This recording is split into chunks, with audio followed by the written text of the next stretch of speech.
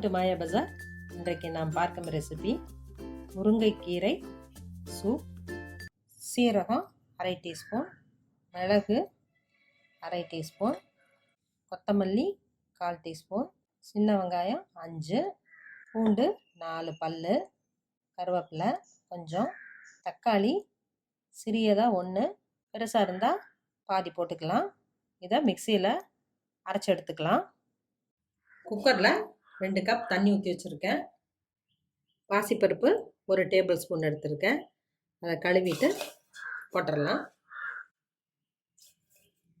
மிக்சியில் அரைச்சிருக்கேன். கொஞ்சம் கரகரப்பாகவே அரைச்சிக்கலாம். அதையும் போட்டுறேன். மஞ்சள் தூள் 1/4 டீஸ்பூன். நல்லா கொதி வருது.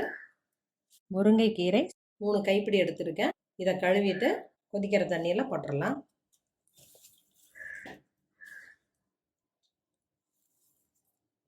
கொஞ்சம் குச்சியோடவே போடலாம். ரொம்ப இலையாக இருக்கணும்னு அவசியம் இல்லை.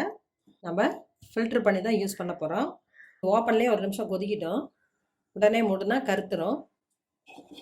கரண்டி காம்புனால லேசாக திருப்பி விடுவோம்.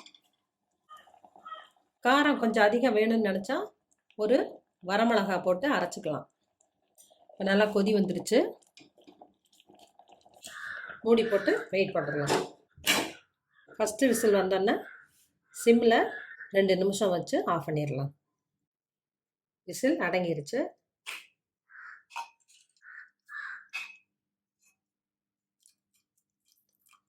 ரொம்ப தண்ணி ஊற்றக்கூடாது, டேஸ்ட்டு கம்மியாயிரும். இப்போ நம்ம கல்லுப்பு கொஞ்சம் போட்டுக்கலாம். இது 1 நிமிஷம் இருக்கட்டும். கரைஞ்சோன்னா நம்ம வடிச்சிடலாம். முருங்கை கீரை சூப் ரெடி ஆயிடுச்சு. இது ரொம்ப ஹெல்த்தியானது.